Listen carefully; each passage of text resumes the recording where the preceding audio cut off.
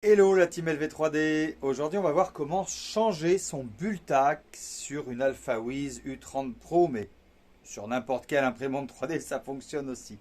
Bonne vidéo. Alors ça vous est peut-être déjà arrivé que votre Bultac soit abîmé. En l'occurrence là on est sur l'imprimante 3D de Ryan. Et là son Bultac il est abîmé, il est vraiment temps de le changer. Alors on va passer en atelier. Et on va voir comment ça marche.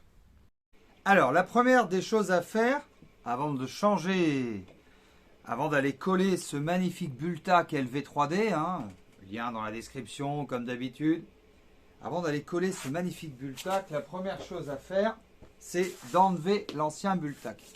Pour ça, moi j'utilise un cutter et on va aller passer le cutter délicatement. Alors faites très attention si vous êtes jeune, comme Ryan par exemple, tu vois, ne le faites pas.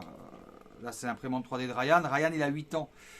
Je préférais que ce soit des adultes qui le fassent parce que là, quand même, il faut un peu de maîtrise parce qu'avec un cutter, c'est pas évident. Alors on va aller passer le cutter entre les deux.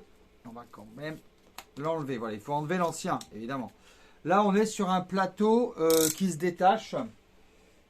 C'est très sympa, donc bien faire attention à pas l'abîmer ce plateau, voilà, à pas le froisser, à pas le, voilà. Les plateaux aimantés, vous savez, il y a plusieurs façons, il y a les plateaux aimantés, puis il y en a qui n'ont pas de plateau aimanté, tout simplement comme juste derrière, voilà, la Sunday-Winder X2 qui n'a pas de plateau aimanté. Mais pour ceux qui ont un plateau aimanté, ah oui, on imprime la lune, prochaine vidéo YouTube, vous verrez ce qu'on va en faire, c'est un luminaire, ça va être sympa. Et moi, je vais continuer à détacher ça. Il faut vraiment y aller tranquillement. Voilà, mais on y arrive. On y arrive, on y arrive, on y arrive. Voilà.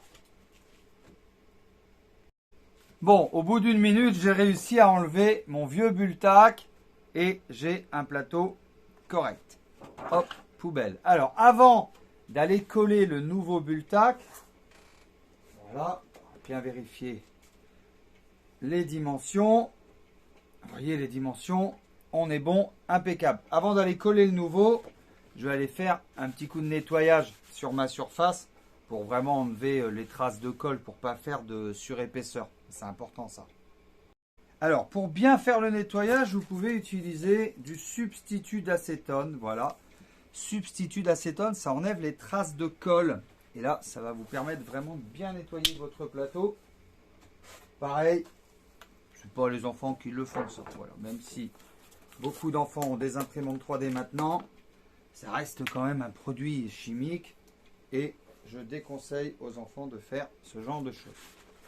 Enfin, ça va vous permettre, avec un bon coup de sopalin, ce substitut d'acétone, d'avoir, voilà, vous voyez, ça nettoie vraiment très convenablement votre surface. Ça y est, votre surface est bien nettoyée. Vous allez maintenant pouvoir poser votre Bultac de manière très délicate, un peu comme on collerait, vous savez, les vitres anti-casse qu'on met sur les téléphones portables.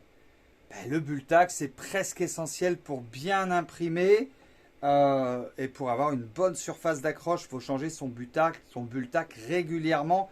Régulièrement, c'est tous les 6 mois, c'est pas toutes les semaines non plus. Et pensez à mettre du Dimafix, bien sûr, pour augmenter encore plus la surface d'accroche, comme on l'a fait sur cette impression 3D, voir la vidéo précédente. Alors, avant de le coller, il y a un petit... Voilà, c'est sur le bord, là, regardez, hop. Voilà, vous voyez, pas très compliqué. Voilà, ça se défait tout seul. Et après, on va venir le mettre bien à plat. Voilà. Sur la surface d'accroche du plateau. Un petit peu de concentration. Voilà. Attention, c'est comme les vitres de portable. Quand c'est collé, c'est collé. Donc, vous voyez.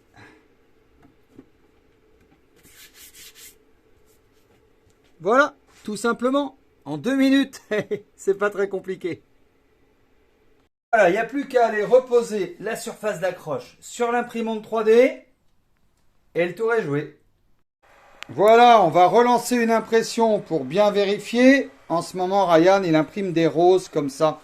Ça peut être une bonne idée à imprimer. Pour la fête des mères, par exemple. Faites un beau bouquet de roses imprimé en 3D. C'est une très très bonne idée. Ouais, regardez. Pas beau ça? Allez, on va relancer une rose. C'est très simple. Fide. Rose open. OK. Are you sure start to print? Yes, start to print.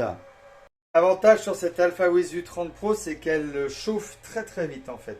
Elle aussi, là, on est vraiment arrivé dans une gamme d'imprimantes 3D qui est vraiment ultra rapide. Voilà, l'impression 3D est partie. On voit que le Bultac augmente l'adhérence. Là, le Z est très très très bien fait. Et il est parti à faire la rose. Hein. Voilà. Allez, on revient à mon avis dans 1h30. 1h27, la rose sera finie. Voilà, en tout cas, l'importance du Bultac.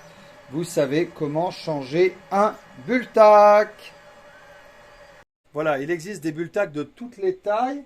Le Bultac LV3D tel que présenté fait 230 par 230. Donc ça fait quand même un beau carré et ça correspond 230 par 230 à la moyenne des imprimantes 3D possédant ce système d'accroche de Bultac et ce système de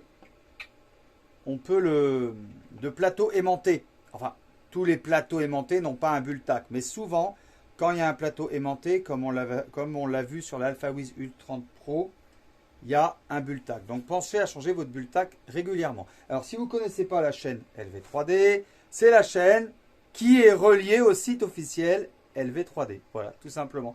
Je vous dis à très bientôt. N'hésitez pas à vous abonner, à mettre un petit commentaire, même un commentaire technique. On est là pour parler d'impression 3D.